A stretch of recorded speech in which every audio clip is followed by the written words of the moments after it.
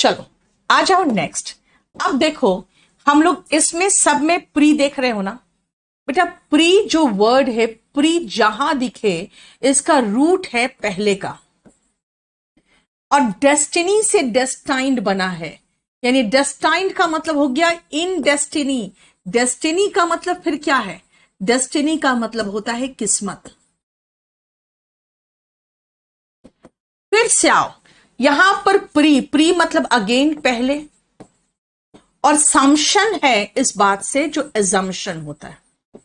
Assumption से सम्शन उठा लिया गया, और एजम्पशन जो है बेटा उसका मतलब होता है अनुमान। नेक्स्ट आओ प्रिसिएंट। बेटा सिएंट बना है साइंस से, और साइंस आया है ज्ञान से। ठीक है, चलो पहले हम पहला 3 का रूट बता दिए और आपको समझ में आ गया होगा। अगर मैं रूट समझ गई तो मुझे मीनिंग ही समझ में आ गया। क्या? देखो, प्रीडेस्टाइन्ड का मतलब होता है पहले से ही आपकी किस्मत में ये तय था, है ना। इतना ज्यादा अनाप शनाप चीजें खा रहे थे चाइना वाले, इट कोविड वॉज प्रीडेस्टाइन्ड। ठीक है ना, कोविड वॉज प्रीडेस्टाइन्ड मतलब पहले से किस्मत में लिखी हुई थी कि ऐसा कोई खतरनाक बीमारी आएगा ही अगर आप इस तरह से सब कुछ खाते रहोगे तो, है ना। So what is प्रीडेस्टाइन्ड? प्रीडेस्टाइन्ड मतलब जो पहले से ही डेस्टिनी में तय है कि होगा ही होगा, राइट। एस्टैब्लिश्ड और pre arrange before hand. Before hand मतलब पहले से ही, यानी पहले से ही किस्मत में लिखा हुआ था। उसने पता नहीं कैसे उस लड़की से शादी कर दी, देखो अब ये झेल रहा है। Seeing that girl, I could easily say that such problem was predestined। मतलब पहले से तय हो चुका था उस लड़की को देख के कि उसके प्रॉब्लम आएगा ही आएगा। predestined का मतलब पहले से ही किस्मत में तय था। हो गया। नेक्स्ट आओ प्रिजम्पशन। बेटा प्री मतलब पहले, एजम्पशन मतलब अनुमान। प्रिजम्पशन मतलब पहले से ही ये अनुमानित था, पहले से ही अनुमानित था। Believe that something is true even though it has not been proved, है ना। प्रिजम्पशन था वैज्ञानिकों का कि the earth is round. Presumption था वैज्ञानिकों का कि भाई सन मूव नहीं करता है round the earth, earth move करता है राउंड द सन। ये प्रिजम्पशन था। प्रिजम्पशन मतलब पहले से अनुमान लगाने के बाद उस पर काम शुरू होता है ना, है ना। जनरली इसको हम हाइपोथेसिस कहते हैं ना साइंस में, कि ये अनुमान कि हाँ ये सही है ना। तो पहले से अनुमान था। नेक्स्ट आओ प्रिसिएंट। प्री मतलब पहले, और साइंस बेटा बना है, साइंस बना है सिंशिया से, विज्ञान बना है वर्ड ज्ञान से ना। तो सिएंट का मतलब साइंस होता है, साइंस का मतलब विज्ञान होता है, लेकिन जहां से आया है वो ज्ञान से। प्रिसियंस, मुझे प्रिसियंस था इस बात का, पहले से ही नॉलेज था, मुझे इस बात का पहले से ही पता था, है ना। इसका मतलब प्रिसियंस का मतलब होता है पहले से नॉलेज होना, और ऐसे व्यक्ति को प्रिसियंट कहेंगे, यानी कि having four knowledge of events, पहले से पता था। ठीक है ना।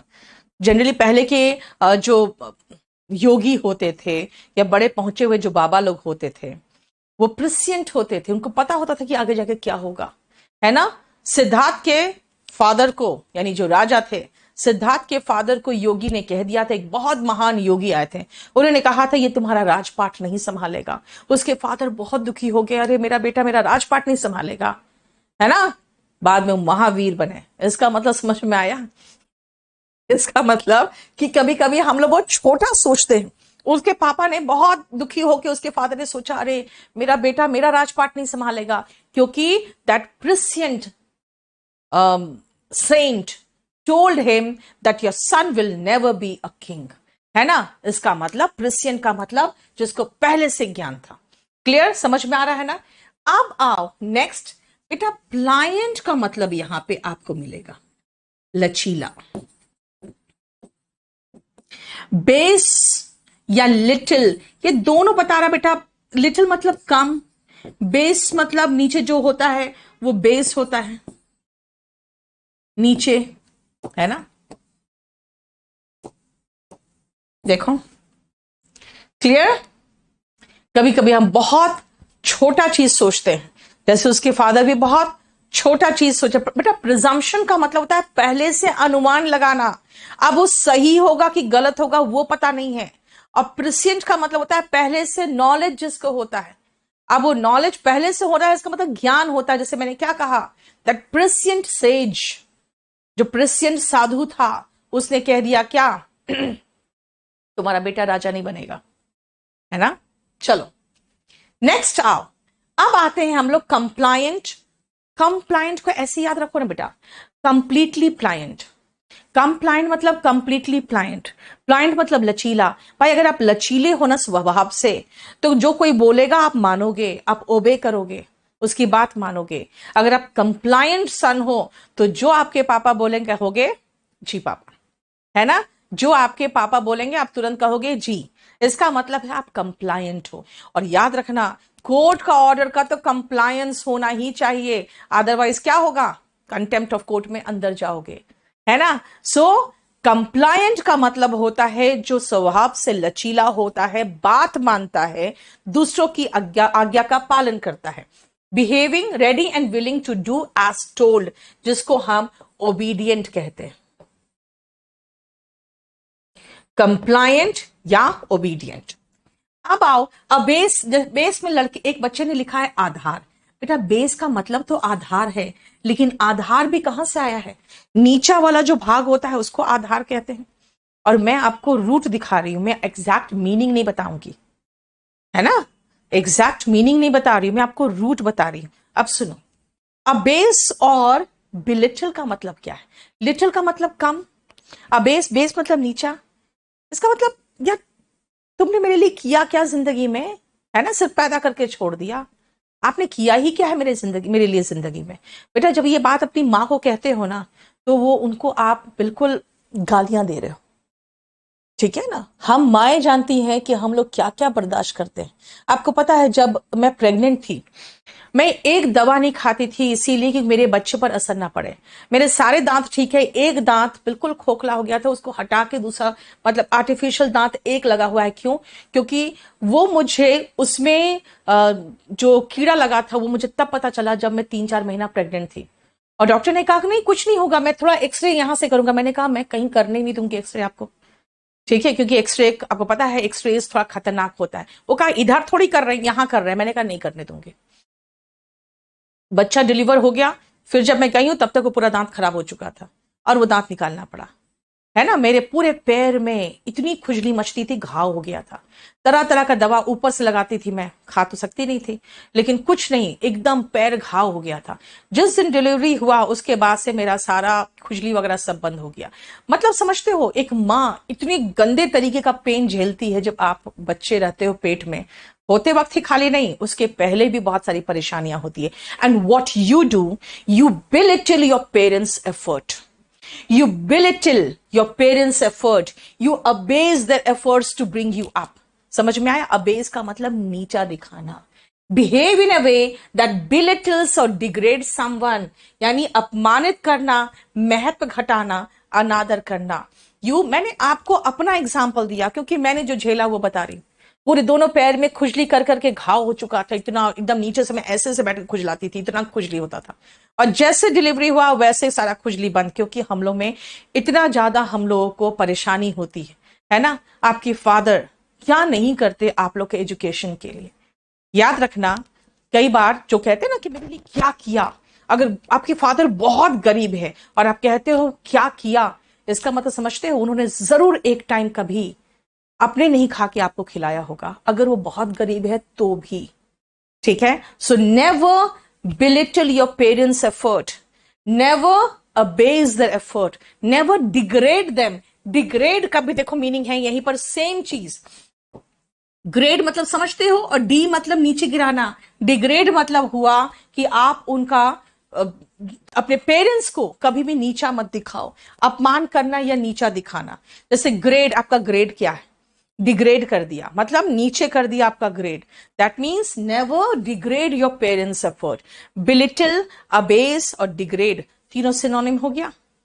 बिलिटल मतलब लिटिल करके साबित कर दिया, तुमने किया किया, थोड़ा सा तो किया है, पैदा ही कर दिया बस।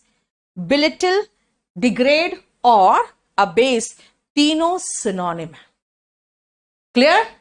क्रूसेड आओ एंड आउटरेजियस। अब इस पेज में भी ध्यान से देखो बेटा, जितना रूट है मैं बता दूंगी आपको। रेज मतलब गुस्सा। बिविच जो होता है ना बेटा, बिविच जादूगरनी होता है। चलो, क्लियर? अब क्रुसेड। बेटा क्रुसेड जनरली हम लोग कहां से वर्ड आया? इंग्लिश वर्ड्स जनरली आए हैं आपको अंग्रेजों से। अंग्रेजों ने एक जो धर्म युद्ध है, उनके धर्म युद्ध यानी कि जो उनके जीसस ने धर्म युद्ध लड़ा था, है ना, तो उसको उन लोग क्रुसेड कहते हैं। जिसके बाद ये क्या हुआ उनके जीसस के साथ, उनको क्रूसीफाई कर दिया गया, यानी क्रॉस में लटका के खत्म मार दिया गया, क्रूसीफाई कर दिया गया, है ना। तो क्रूसेड का मतलब धर्म युद्ध है। देखा जाए कि अगर हम हिंदू के हिसाब से इस वर्ड को फिट करना चाहे तो क्रूसेड, जो सबसे बड़ा क्रूसेड, बिगेस्ट क्रूसेड देखोगे वो क्या था? महाभारत था, है ना। तो महाभारत को क्या धर्म युद्ध कहेंगे? A fight for something that you believe is just और गुड। इतना बड़ा भयंकर महाभारत हो गया किस चीज के लिए? सच्चाई के जीत के लिए, है ना। और सच्चाई की जीत के लिए कृष्ण ने यह जरूर दिखा दिया था कि भाई आप सच के तरफ से हो या झूठ के तरफ से हो, है ना, बर्बाद तो होगे अगर युद्ध लड़ोगे तो। That was what a crusade. Outrageous, ध्यान से सुनना बेटा, अब सुनो। आउटरेजियस क्या है बेटा? रेज का मतलब गुस्सा होता है। इतना गंदा काम किया तुमने कि बिल्कुल देखकर हम तो गुस्से से आउट हो गए। It was an outrageous act. समझ में आया? जैसे देखा था निर्भया के केस में, मतलब लोग इतने भयंकर गुस्सा हुए थे।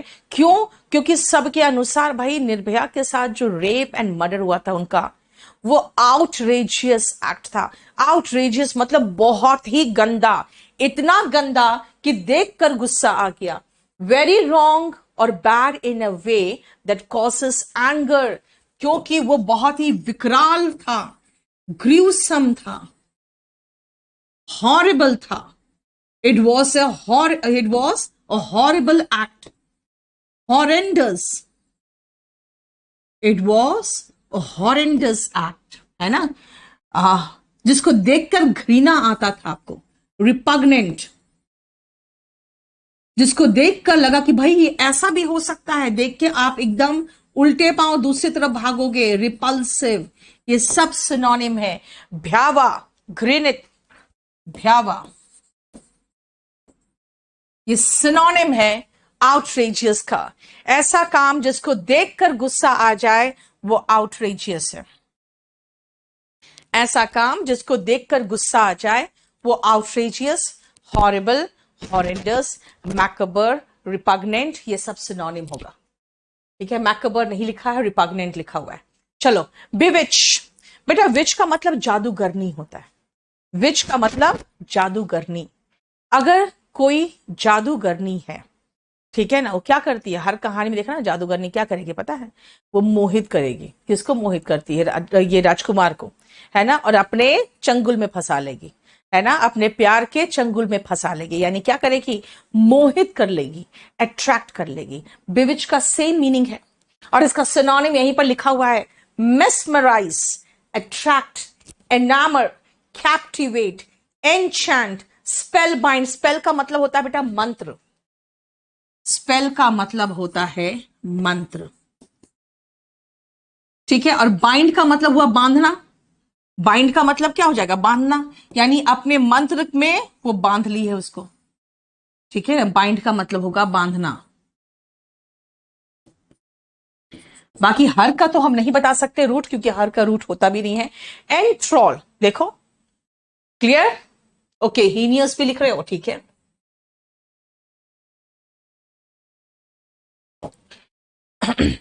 तो बिविज का मतलब अट्रैक्ट करना, enamour, captivate, mesmerise, enchant, spellbind और एंथ्रॉल, सबका मतलब हुआ मंत्र मुग्ध करना, ठीक है। फिलिस्टीन का मतलब क्या होता है बेटा? ऐसा व्यक्ति जिसको कला संस्कृति कोई मतलब नहीं है, भाई पेट भर के खाना मिलना चाहिए, लड़ाई हो जाए तो अच्छी बात है, मारकाट हो जाए तो भी चलेगा, लेकिन ये कला संस्कृति क्या होता है, ये वाहियात चीज है। यानी a person who has nothing to do with art and culture. मैं कह सकती हूँ फिलिस्तीनी लोगों क्या फिलिस्तीन होते हैं, ऐसे सोच सकते हो ना भाई, फिलिस्तीनी लोग जो होते हैं, है ना, फिलिस्तीन के जो लोग होते हैं वो फिलिस्तीन होते हैं। क्यों बेटा, वहां पे इतना मारकाट चलता रहता है, कब बम गिरे कुछ पता नहीं, उनको क्या कला संस्कृति से मतलब रहेगा। उनका कोई म्यूजियम हो सकता है, कभी नहीं, ऊपर ही एक बम गिरेगा सीधा के। इसीलिए कह सकते हैं फिलिस्तीनी लोग फिलिस्तीन होते हैं, ऐसे याद रखो, है ना। मतलब a person who has nothing to do with art and culture, उनको कोई मतलब ही नहीं है आर्ट एंड कल्चर से। ठीक है, देखो आ जाओ नेक्स्ट वर्ड कॉनिशर में। कॉनिशर में याद रखना, इसका स्पेलिंग कम से कम 4 से 5 बार आ चुका है। ठीक है, डबल एन होता है और डबल एस होता है, कभी एक एन देगा कभी एक एस देगा, ऐसे ही करेगा। क्लियर? तो ये क्या है, CONIOISSEUR, कॉनिशर। ठीक है, कॉनिशर का मीनिंग होता है जो अपने फील्ड में एक्सपर्ट है, कोई भी आर्ट उसको आता हो कोई भी आर्ट उसको आता हो, उसमें वो महारत हासिल किया हुआ है, वो है कॉनिशर। ठीक है, यानी कि अपने पाक, मतलब कोई भी कला हो, कोई भी कला हो उसका पार्क ही इस कॉनिशर। लेकिन एक बात बताओ, हम लोग भी कभी कभी मन करता है पेंटिंग करने का या डांस करने का, लेकिन हम लोग क्या होते हैं यार, पढ़ाना है मुझे, आपको कहीं नौकरी करनी है, तो हम लोग MF हुसैन नहीं बन सकते, है ना। हम लोग सिर्फ थोड़ा बहुत हाथ आजमा सकते हैं। तो मैक्सिमम लोग जो हम लोग होते हैं, हम लोग कहलाते हैं डैबलर और डिलेटेंट। मैक्सिमम लोग हम लोग डैबलर और डिलेटेंट कहलाते हैं। ठीक है, मैक्सिमम हम में से अधिकतर लोग डैबलर और डिलेटेंट कहलाते हैं, क्योंकि हम लोग बहुत डीपली एंगेज नहीं होते किसी आर्ट में, लेकिन थोड़ा बहुत हाथ वगैरह आजमाने की हमारी आदत है। ठीक है, कंप्लीटली समझ में आ रहा है ना। नेक्स्ट आओ, नार्सिस्ट। बेटा ये बना है एक स्टोरी से, जिसमें एक प्रिंस था नार्सिसस। उसने जब पहली बार अपने आप को तालाब के पानी में देखा तो उसे लगा हाय मैं कितना सुंदर हूं, और फिर मैं दिन भर बैठ कर अपने आप को निहारते रहूं और अपनी ही तारीफ करते रहूं, तो आप कहोगे यार ये तो सेल्फ एडमायरर है ना, ये सेल्फ एडमायरर हो गई, अपने आप में ही फिदा है। ऐसे लोग जो अपने आप पर ही फिदा रहते हैं वो क्या कहलाते हैं, नार्सिसिस्ट कहलाते हैं। ये लोग होते हैं जो खुद को बहुत पसंद करते हैं।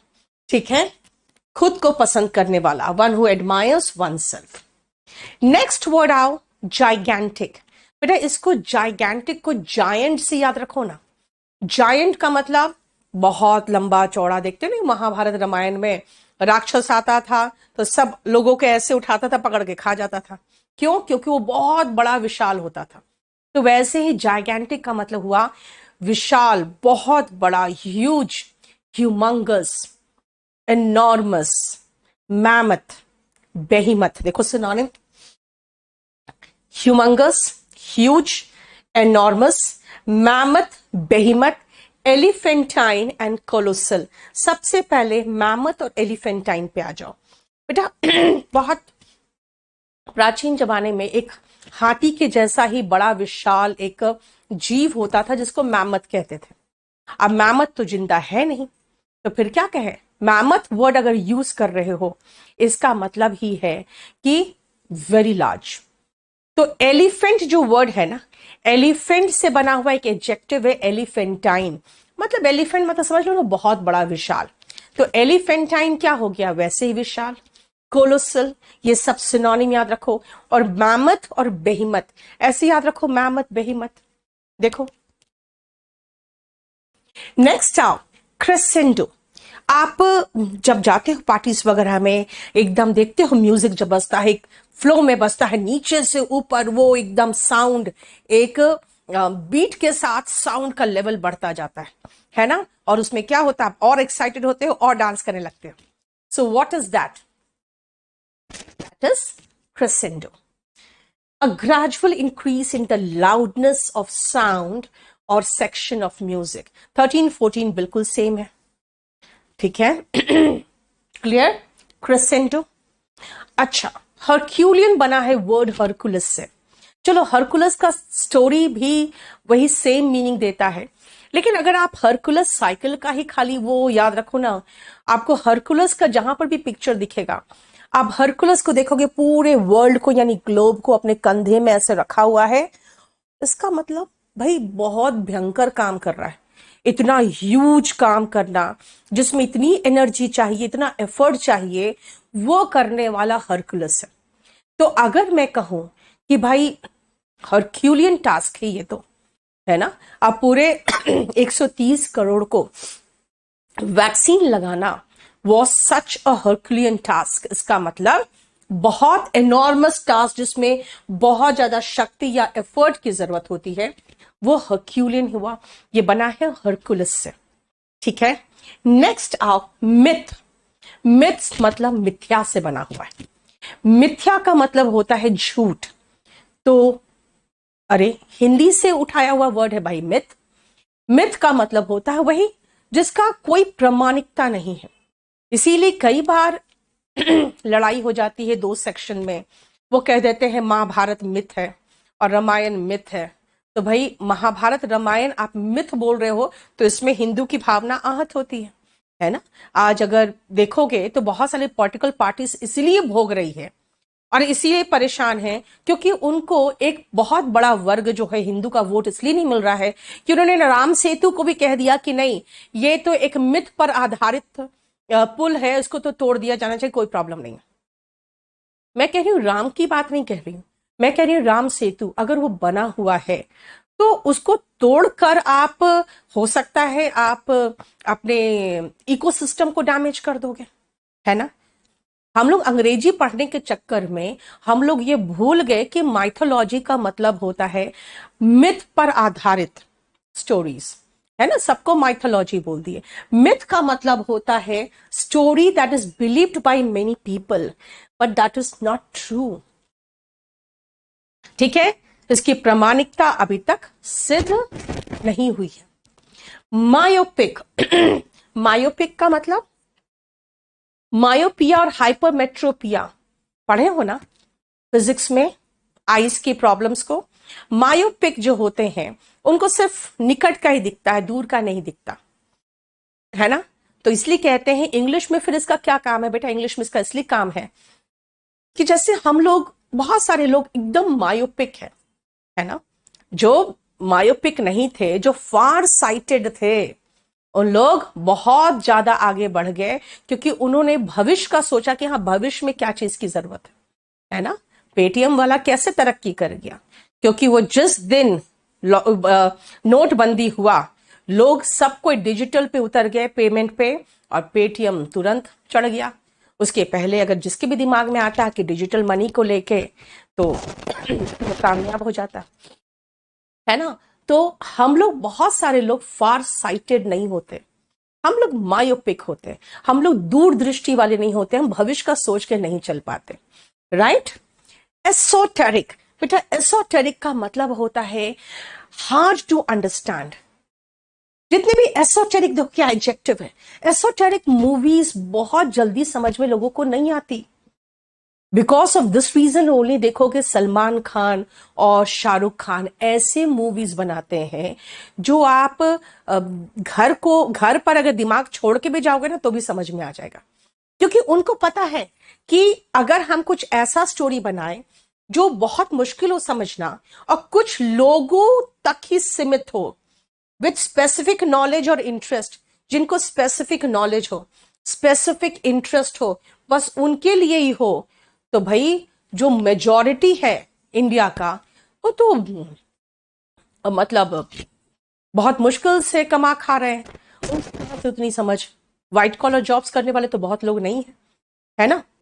इसीलिए ऐसे मूवीज बहुत ज्यादा कामयाब नहीं होते, क्योंकि एसोटेरिक का मतलब है which is difficult to understand. Synonym है एब्स्ट्रूज, इनकॉम्प्रिहेंसिबल, नॉट अंडरस्टैंडेबल, है ना, जो समझ में नहीं आए, ठीक है। मायोपिक का एंटोनिम अगर चाहिए तो आप लिख सकते हो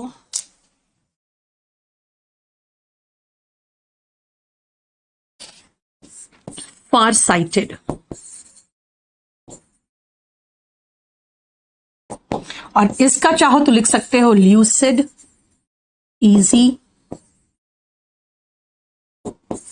अंडरस्टैंडेबल।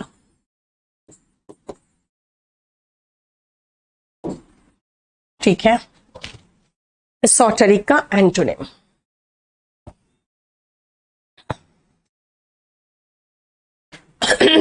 इसका एंटोनिम चाहोगे, cakewalk, very easy to do, या अ पीस ऑफ केक।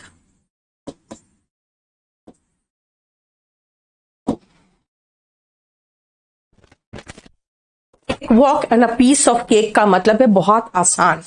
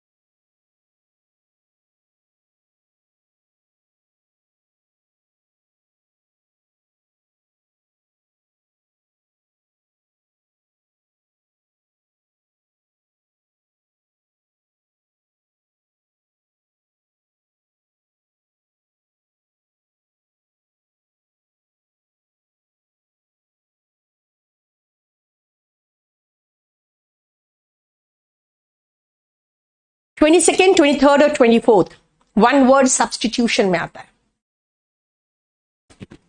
ठीक है, नेक्स्ट सुनो, हाइपरबोली। हाइपरबोली का मतलब क्या होता है? हाइपर और बोल से याद रखो ऐसे, मतलब हाइपर बढ़ा चढ़ा के, बोल मतलब आपकी बातें, ऐसे याद रखो ना। ये बहुत बड़ी चढ़ी बातें जो कुछ नहीं, मतलब बेकार बकवास होता है।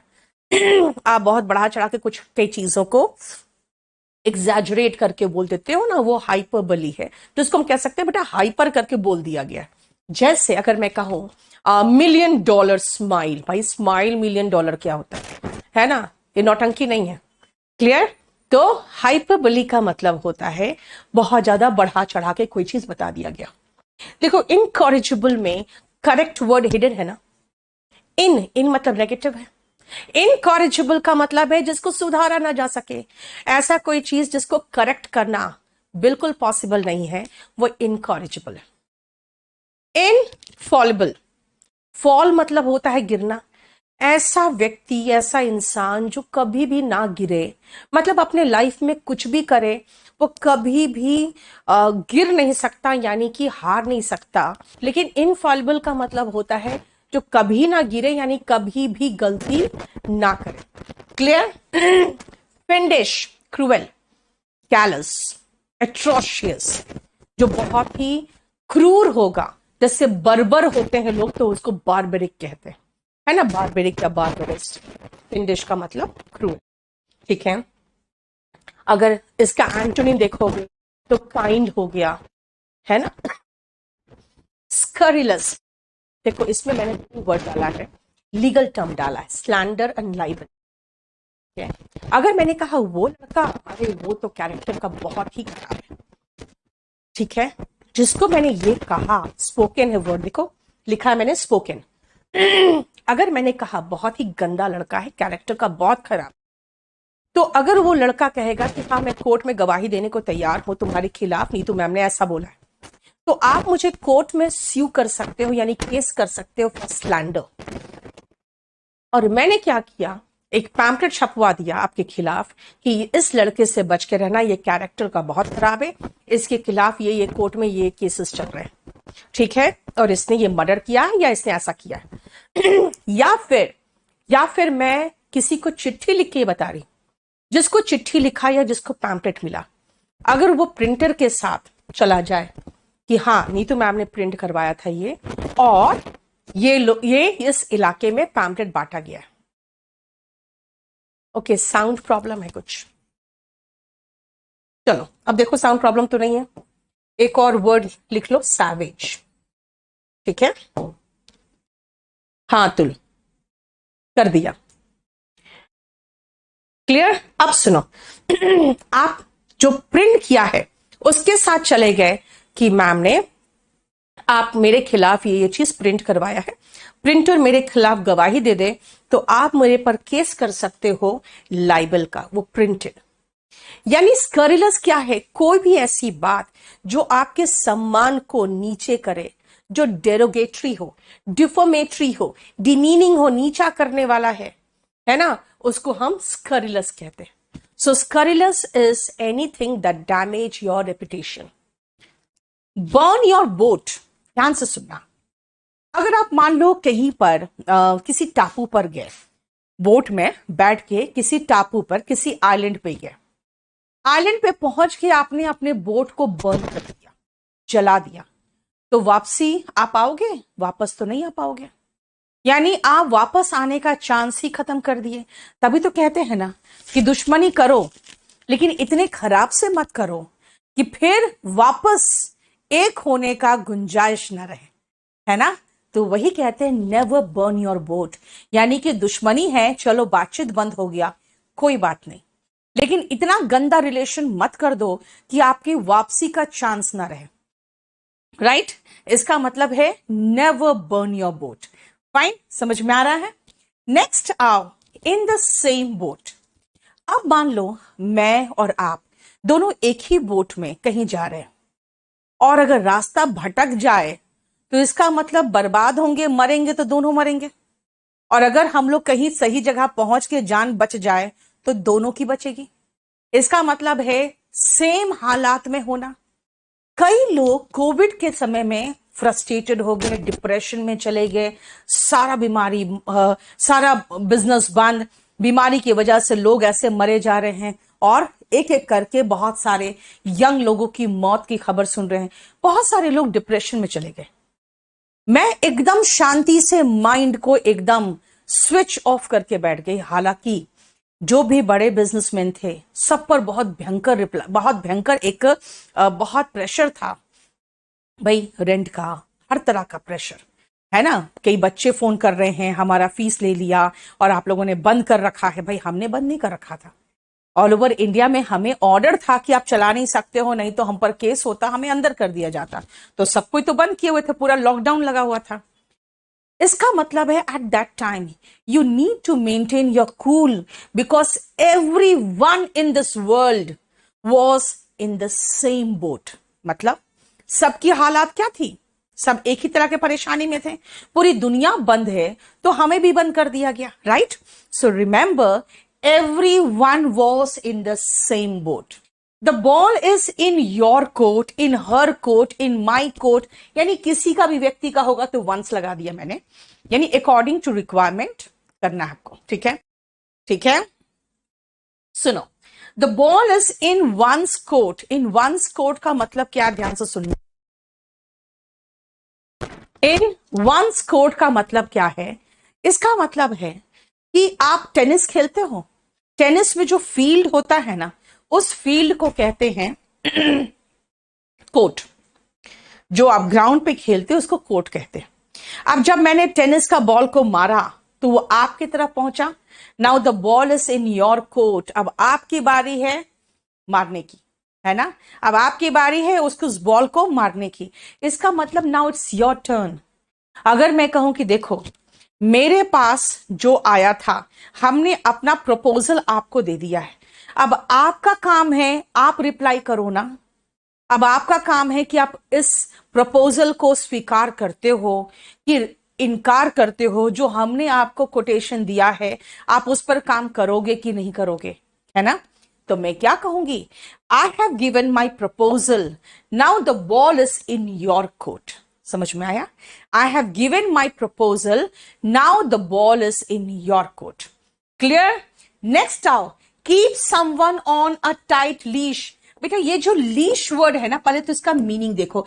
अच्छा, आपको कुछ लिखने की जरूरत नहीं है, जितने भी हम इस तरह के शीट में कराएंगे, ठीक है, एक बार आपको सबसे पहले मिलेगा, जैसे आज 11 नंबर लोड हो जाएगा, वो ऐसे ही खाली मिलेगा।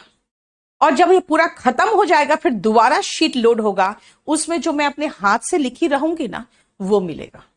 ठीक है, इसलिए आओ टाइट लीश। लीश का मतलब होता है लगाम, जैसे घोड़े का लगाम होता है ना उसको। क्लियर? टाइट लीश, घोड़े का लगाम को देखते हो, ऐसे पकड़ के खींचोगे तो घोड़ा एकदम दंदना के खड़ा हो जाता है, यानी दौड़ते हुए में भी वो एकदम उसके पैरों में ब्रेक लग जाता है और तुरंत खड़ा हो जाता है। इसका मतलब लगाम लगाना। कहते हैं भाई बाल बच्चों को लगाम लगा के रखो ना आजकल। हाँ, आजकल तो आपको अच्छे से खदेड़ के रख देंगे बाल बच्चे, है ना। वो क्या कहेंगे, कहीं नहीं सुनने वाले। मेरा बेटा बिल्कुल नहीं बात मानता, वो तो मुझे समझाता रहता है, मैडम मम्मी तुम ऐसे बिजनेस करो, मम्मी तुम ये बिजनेस करो, तुम्हें ये नहीं आता है, मतलब वो मुझे सिखाता है। And you cannot keep your children on a tight leash in modern world।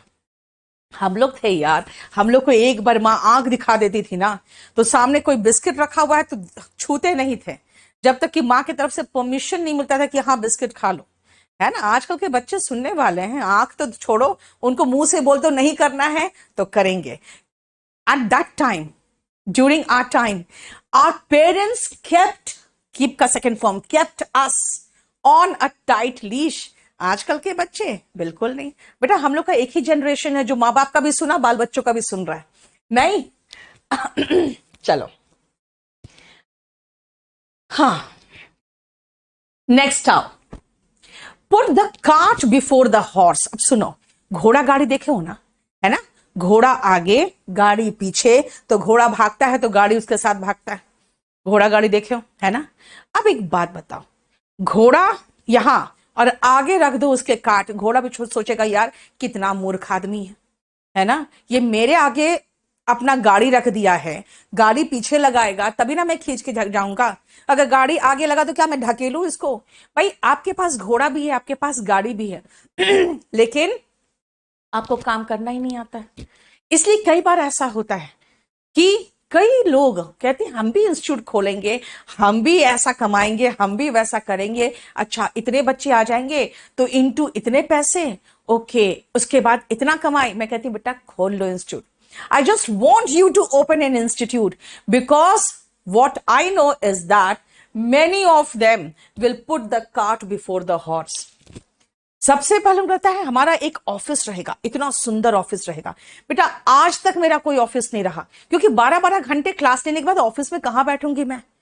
अभी भी जानते हो जो नया ऑफिस लिया है लॉकडाउन के बाद, वहां पे सारा इंक्वायरी ऑफिस वगैरह बहुत अच्छा तैयार हो गया है। सबसे आखिरी में मेरा केबिन तैयार हो रहा है, मेरा केबिन अभी तक तैयार नहीं हुआ। क्यों? क्योंकि उसमें मैं बैठती इतना कम हूं। I have no time to sit there because everyone thinks कि फर्स्ट क्लास ऑफिस रहेगा। सबसे पहले वो ऑफिस तैयार करते हैं, पहले अपना मार्केट तैयार करो ना। So what they do, they put the cart before the horse. सब कुछ है उनके पास लेकिन उटपटांग तरीके से लगाए हुए। समझ में आ रहा है? देखो बेटा, इडियम्स एंड फ्रेजेस आसान क्यों हो जाता है और आप 10 में 10 करके मेंस में इसीलिए आओगे क्योंकि ये सब कुछ अगर एग्जाम्पल के साथ सोचो कि भैया घोड़ा के पीछे गाड़ी लगाओगे ना, घोड़ा के आगे गाड़ी लगा दोगे तो आपके पास है तो सब कुछ लेकिन रॉन्ग ऑर्डर में कर रहे हो। ठीक है, इसी का एक और मजेदार एग्जाम्पल बताती हूं आपको। एक छोटी सी बच्ची से पूछा गया कि बेटा बड़ी होके तुम क्या करोगी, तो कहती है मैं मम्मी बनूंगी, मैं डॉक्टर बनूंगी, मैं शादी करूंगी।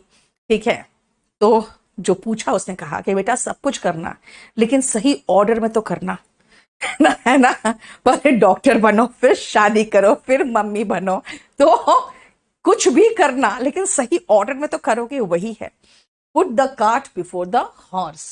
अ डार्क हॉर्स, डार्क हॉर्स का मतलब होता है बेटा जो हॉर्स नजर में नहीं है लोगों की, है ना। जो हॉर्स बेटा मेरा कोई भी पंकज कोई भी बैच होगा मेंस तक होता है, और वीओडी अगर लेना चाहते हो तो बैच नंबर 11 का वीओडी ले लो, बहुत बढ़िया है, मेंस तक कवर्ड हो जाएगा। सुनो, डार्क हॉर्स जो लाइमलाइट में नहीं है, जो लोगों की नजर में नहीं है, वो डार्क हॉर्स है। जो लोगों की नजर में नहीं है वो डार्क हॉर्स है। यानी कि एक ऐसा व्यक्ति जो अचानक जीत जाए और लोगों को लगे अरे यार ये जीत गया, है ना, एन अनएक्सपेक्टेड विनर। जैसे हमारे क्लास में कुछ लड़के या कुछ लड़कियां थी जो बहुत ही हाई फाई मॉडर्न तरीके से अपने आप को एकदम बहुत स्मार्टली प्रेजेंट करते रहते थे। और हम लोग जो थे ना, हम लोग छिछोरे लोगों में आते थे, हम लोग खाली मजे करते थे, पढ़ लेते थे।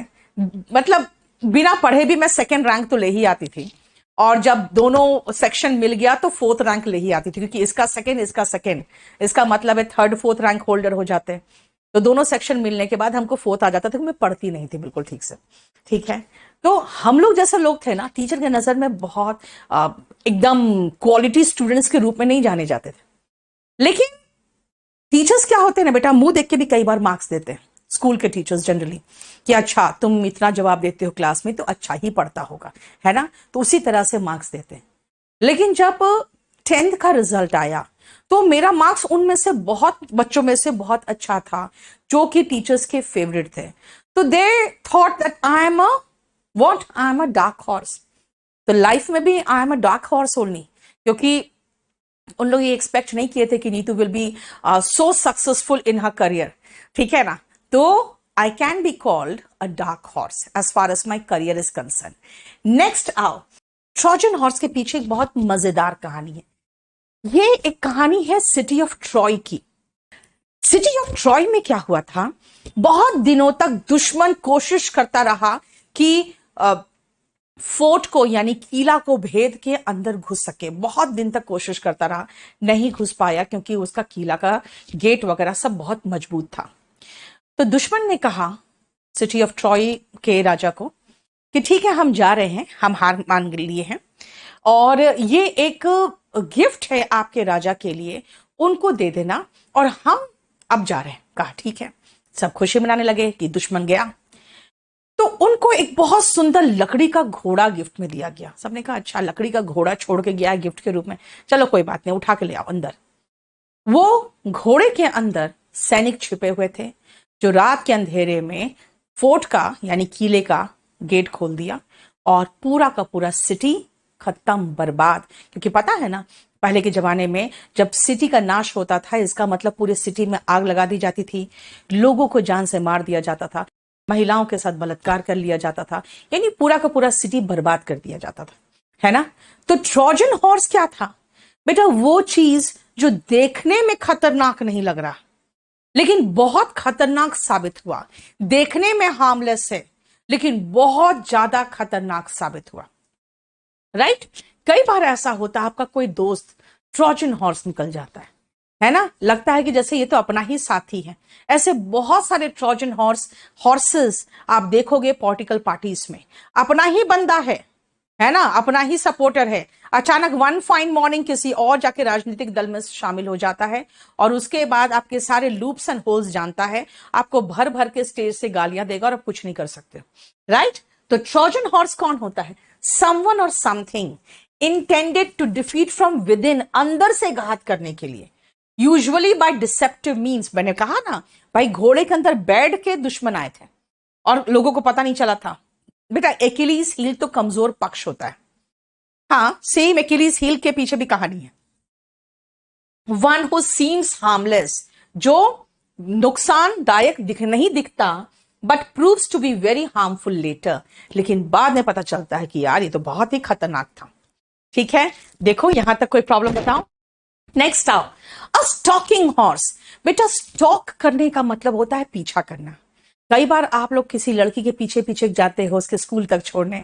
हमारे गिरिडीह में भी 2-3 लड़के ऐसे होते थे, जो हमें रिक्शा में, मैं स्कूल जाती थी, वो पीछे पीछे रिक्शा का कार स्कूल तक जाते थे, और उसके बाद दोपहर में जिस समय हमारा स्कूल खत्म होता था वहीं खड़े रहते थे, और उसके बाद वो रिक्शा से पीछे पीछे हमारे घर तक आते थे। तो वो क्या करते थे, वो स्टॉक करते थे, वो मुझे स्टॉक करते थे। स्टॉक करने का मतलब होता है पीछा करना, स्टॉकिंग का मतलब मैंने कहा पीछा करना। स्टॉकिंग हॉर्स क्या है, ध्यान से सुनना। जनरली ये जो क्या कहते हैं इसको, डिस्कवरी चैनल वगैरह में ये लोग क्या करते हैं ना, ये लोग हॉर्स का जैसे मुखौटा पहन के यहां तक, और नीचे कुछ और वही घोड़े का जैसा कुछ पहन के, मतलब हॉर्स का हो, बफलो का हो, या वाइल्ड कोई भी एनिमल का, क्या करता है ना, वो मुखौटा वगैरह पहन के, और उन्हीं के बीच में घुस जाता है। ठीक है, उन्हीं के बीच में घुस जाता है, और घुस के क्या करते हैं ना, उनके ही बिहेवियर को पढ़ते हैं। यानी वो उनके बीच में रहते हैं और लोग, और उन घोड़ों को भी पता नहीं रहता भाई हमारे बीच में कोई ऐसा बंदा है जो हॉर्स नहीं है। इसका मतलब a person or thing that is use to conceal someone's real intention. So there are many and many stalking horses in army also, in navy also, in police also।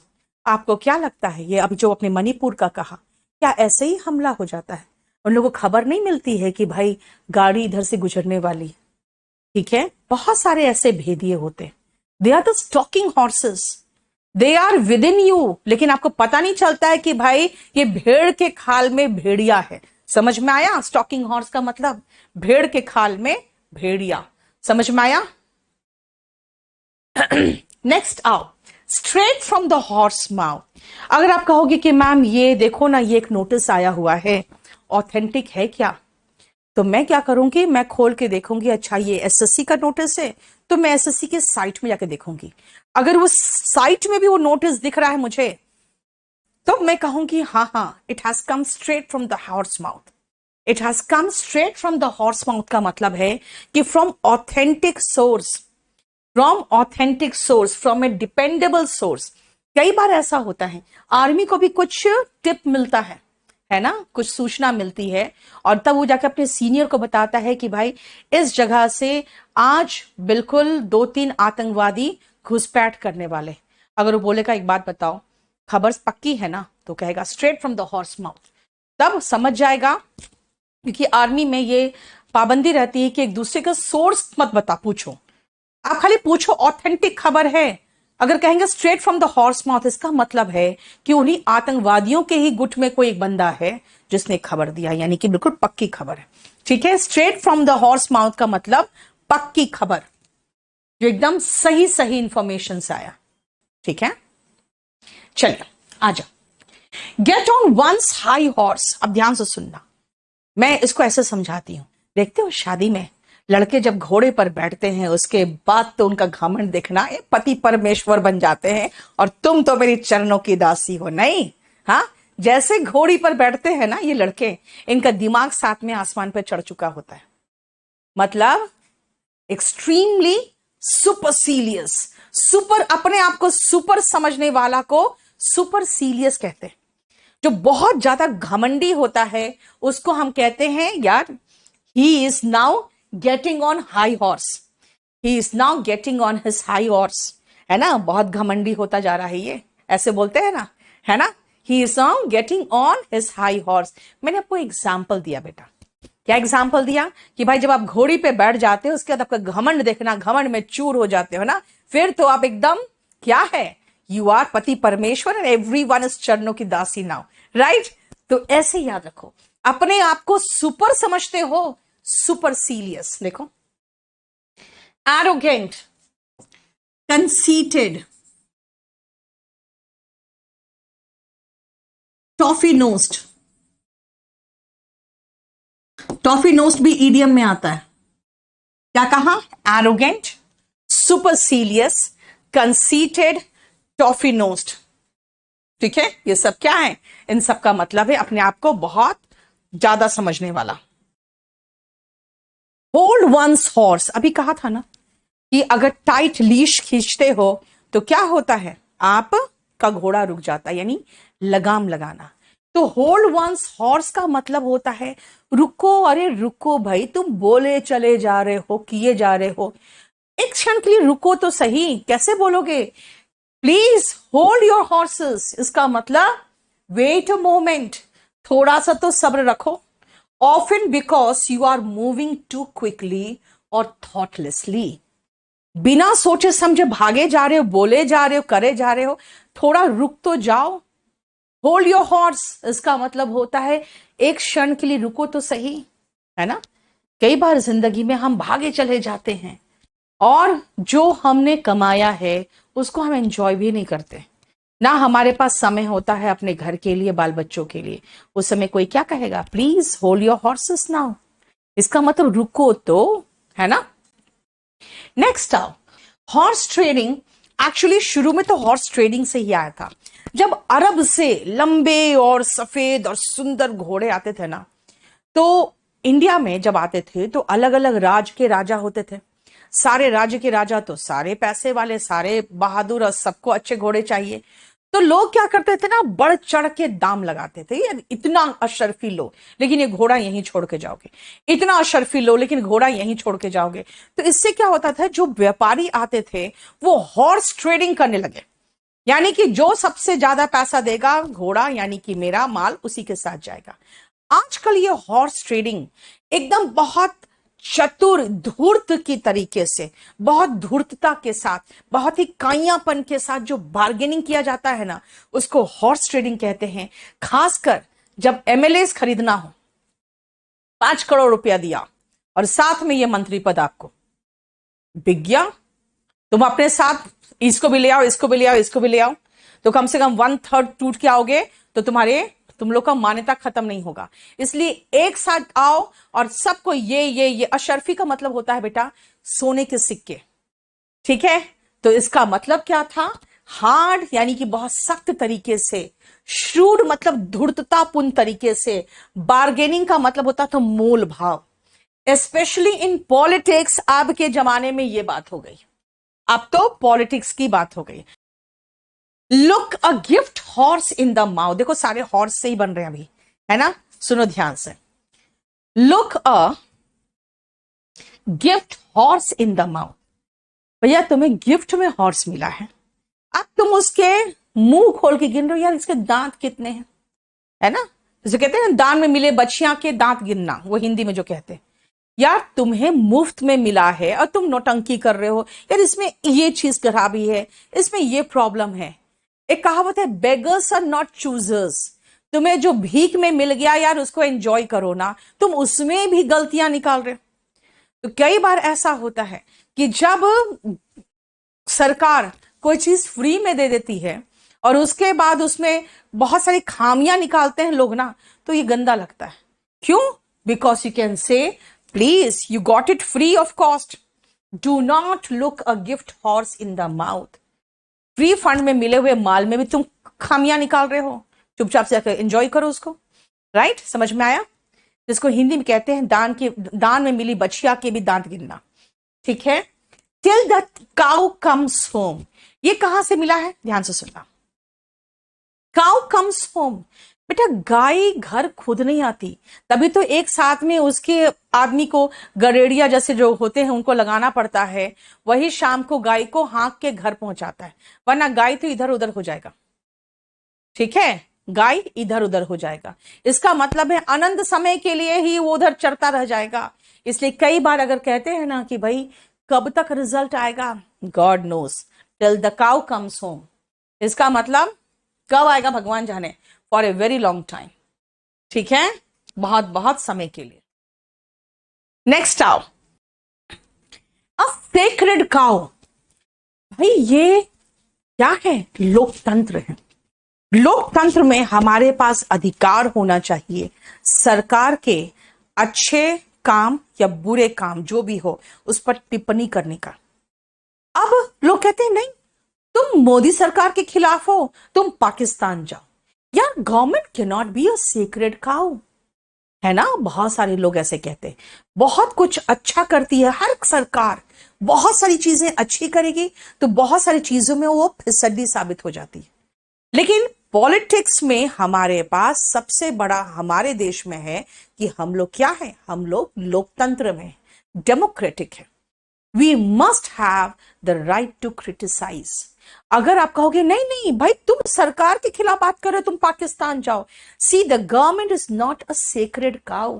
Sacred cow का मतलब होता है कुछ ऐसा चीज that people do not like to question. भाई सवाल नहीं उठा सकते हैं क्या, अ टाबू सब्जेक्ट आप डिस्कस नहीं कर सकते हो। कैसे बोल रहे हो, ऐसे कैसे बोल लोगे तुम सरकार के खिलाफ, तुम पाकिस्तानी हो। भाई we are democratic citizen of India and the government is not a sacred cow. मतलब गाय के बारे में कभी कुछ नहीं बोलना क्योंकि गाय पूजनीय है, गाय हमारी माता है ना। वैसे कोई भी चीज जिसको आप बोलोगे इसके पर क्वेश्चन नहीं करना तुम, तो उसका मतलब सेक्रेड काउ हो गया। नेक्स्ट आओ, अ कैश काउ। जनरली क्या होता है, लोग सोचते हैं कि कुछ ऐसा, जैसे गाय, जैसे लाके अपने दरवाजे पे लगाया वैसे ही उसका दूध निकालो और बेचना शुरू कर दो, पैसा आने लगा। वैसे ही कोई ऐसा बिजनेस जिसको बस शुरू किया और कमाई शुरू, जैसे शुरू किया कमाई शुरू, वो क्या है? वो कैश काउ है। So what is cash cow? Cash cow का मतलब होता है ऐसा बिजनेस जिसमें कमाई ही कमाई हो। कैश काउ का मतलब ऐसा बिजनेस जिसमें सीधा फर्स्ट डे से प्रॉफिट हो। अ बिजनेस और investment that generates a large और कंसिस्टेंट प्रॉफिट, जिसमें पहले दिन से ही कमाई हो। ठीक है, समझ में आया? कम हेल और हाई वाटर, मैं तुमसे बहुत प्यार करता हूं, कब तक मुझसे प्यार करोगे?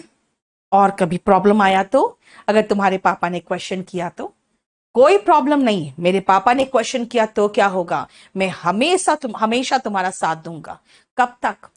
कम हेल और हाई वाटर, मतलब चाहे कुछ हो जाए मैं तुमसे प्यार करता रहूंगा। ये सब है ना, नौटंकी करते हो ना तुम लोग जवानी में, हाँ? और जब बुढ़ापा आएगा ना बेटा, तो ये सब याद कर करके हंसोगे और खुश होगे और चेहरे पे मुस्कान आ जाएगा। मतलब ये जो बड़े बड़े प्रोमिसेस करोगे ना, come hell or high water, यानी चाहे कुछ भी हो जाए, to say that something will definitely happen, तुम मेरे सपनों की रानी बनोगी और बी डन, यानी मैं तुमसे शादी करूंगा ही, इवन दो अदर इवेंट्स और situations might make it difficult, चाहे बाप बंदूक लेके क्यों ना आ जाए। राइट? समझ में आ गया? So I will marry you, come hell or high water, चाहे कुछ हो जाए। Come hell or high water का मतलब चाहे कुछ भी हो जाए। Right? Paper over the cracks, अब देखो दीवार में दरारें पड़ी हुई है, अगर दीवार में दरारें पड़ी हुई है तो भैया उसमें सीमेंट डालो, उसको ठीक कराओ, या तो फिर तोड़ के ठीक कराओ। आप क्या कर रहे हो यार? दीवारें हैं, एक काम करो ना, ऊपर से पेपर चिपका दो, ऊपर से पेपर चिपका दो, दिखना नहीं चाहिए बस। जैसे क्या हुआ था जब कोविड के समय में लाशें जलने लगी और सारे शमशान घाट से धुआं ही धुआं उठने लगा और आग ही आग दिखने लगा, तो सारे जो ये थे हमारे पत्रकार थे, वो क्या किए? वो जाके फोटो खींचने लगे और जाके वहां पे वीडियो बनाने लगे। तो कुछ राज्य की सरकारों ने क्या किया, बड़ी बड़ी दीवारें खड़ी कर दी वहां पे, टीन की दीवारें, और कुछ कुछ बना दिया कि लोग इस पार से उस पार देख ना सके। मतलब they did not solve the problem, they papered over the cracks.